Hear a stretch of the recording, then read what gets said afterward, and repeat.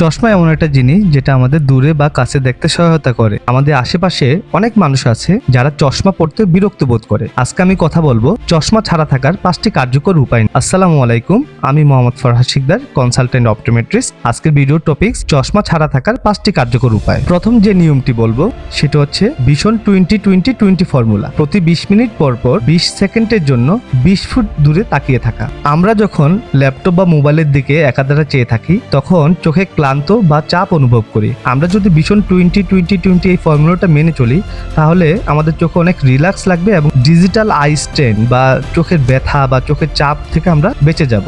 দ্বিতীয় যে নিয়মটি মেনে চলবো সেটা হচ্ছে স্ক্রিন টাইম কমানো এবং ইলেকট্রিক ডিভাইস থেকে সঠিক দূরত্বে চোখ রাখা। এখানে আমি যে জিনিসটা বুঝাতে চেয়েছি সেটা হচ্ছে আমরা যারা মোবাইল বা ল্যাপটপ ইউজ করি, মোবাইল বা ল্যাপটপ আমাদের চোখ থেকে 16 থেকে 18 ইঞ্চি দূরত্বে রাখতে পারলে আমাদের চোখটা ভালো থাকে। কেননা স্ক্রিনের কাছাকাছি থাকলে চোখে মাংসপেশি বেশি কাজ করাতে হয়, ফলে মায়োপিয়া বা মাইনাস লেন্স হওয়ার সম্ভাবনা অনেক বেড়ে যায়। 3 নম্বর যে নিয়মটি মেনে চলবো সেটা হচ্ছে চোখের জন্য উপকারী খাবার খাওয়া। চোখের জন্য সব থেকে উপকারী খাবারগুলো হচ্ছে গাজর, ভিটামিন এ সমৃদ্ধ খাবার, মাছ, ওমেগা 3, ডিম, বাদাম, পালং শাক। এই খাবারগুলো রেটিনা কর্নিয়ার জন্য খুবই উপকারী। চতুর্থ যে নিয়মটি মেনে চলবো সেটা হচ্ছে চোখের ব্যায়াম করা এবং প্রতিদিন অন্তত 5 মিনিট চোখের ব্যায়াম করা খুবই দরকার। চোখের জন্য অনেক ধরনের ব্যায়াম আছে, আমি আজকে 2টি এক্সারসাইজের নিয়ে কথা বলবো।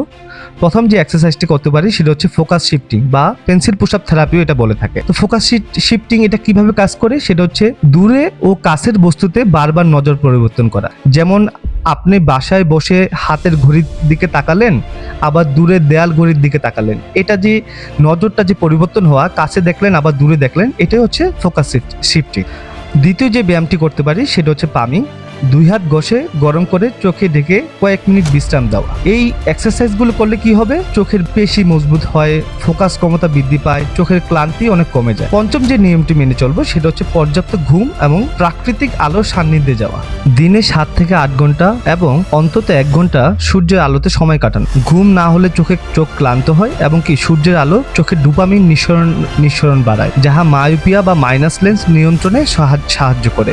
এখানে বিশেষ টিপস হিসেবে বলবো যে বাচ্চাদের অবশ্যই বিকালে খেলাধুলা করতে দিতে হবে। খেলাধুলা না করলে মাইনাস লেন্স বা মায়োপিয়া হওয়ার সম্ভাবনা অনেক বেড়ে যায়। পরিশেষে বলবো প্রতি বছর একবার চোখ পরীক্ষা করানো উচিত সবার। চোখের যত্ন মানেই চশমা ছাড়া থাকার বড় পদক্ষেপ। প্রতিদিন ছোট ছোট অভ্যাস গড়ে তুললেই বড় ফল পাওয়া সম্ভব। ধন্যবাদ।